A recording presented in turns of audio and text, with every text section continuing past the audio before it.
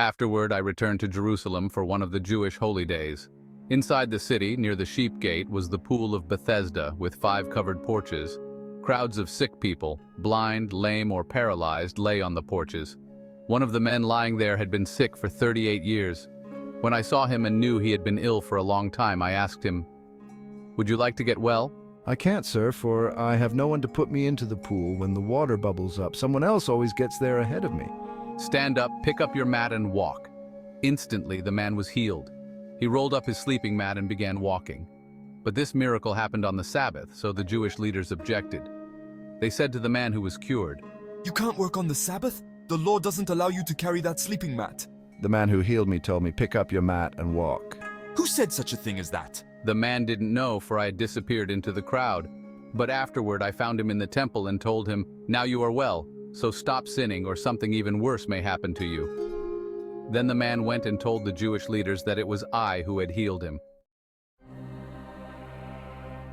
So the Jewish leaders began harassing me for breaking the Sabbath rules. But I replied, "My Father is always working, and so am I." So the Jewish leaders tried all the harder to find a way to kill me.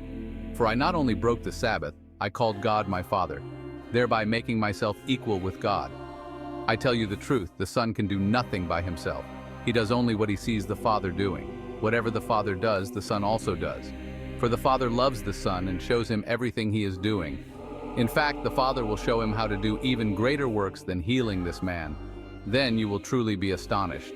For just as the Father gives life to those he raises from the dead, so the Son gives life to anyone he wants. In addition, the Father judges no one. Instead, he has given the Son absolute authority to judge, so that everyone will honor the Son, just as they honor the Father. Anyone who does not honor the Son is certainly not honoring the Father who sent him. I tell you the truth, those who listen to my message and believe in God who sent me have eternal life. They will never be condemned for their sins, but they have already passed from death into life. And I assure you that the time is coming, indeed it's here now, when the dead will hear my voice, the voice of the Son of God. And those who listen will live. The Father has life in himself, and he has granted that same life-giving power to his Son. And he has given him authority to judge everyone because he is the Son of Man. Don't be so surprised. Indeed, the time is coming when all the dead in their graves will hear the voice of God's Son and they will rise again.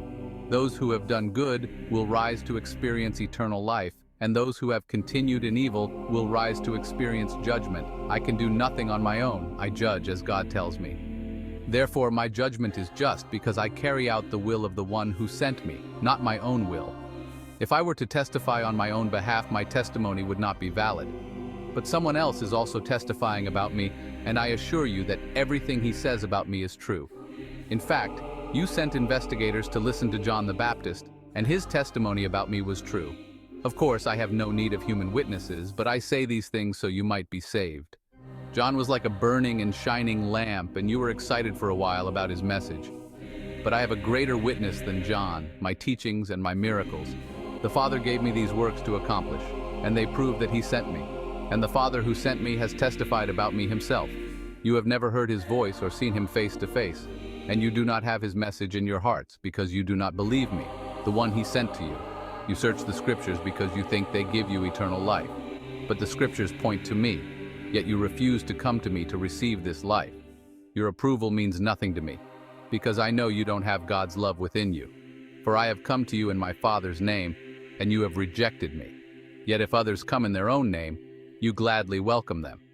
No wonder you can't believe, for you gladly honor each other, but you don't care about the honor that comes from the one who alone is God. Yet it isn't I who will accuse you before the Father. Moses will accuse you. Yes, Moses, in whom you put your hopes. If you really believed Moses, you would believe me because he wrote about me. But since you don't believe what he wrote, how will you believe what I say?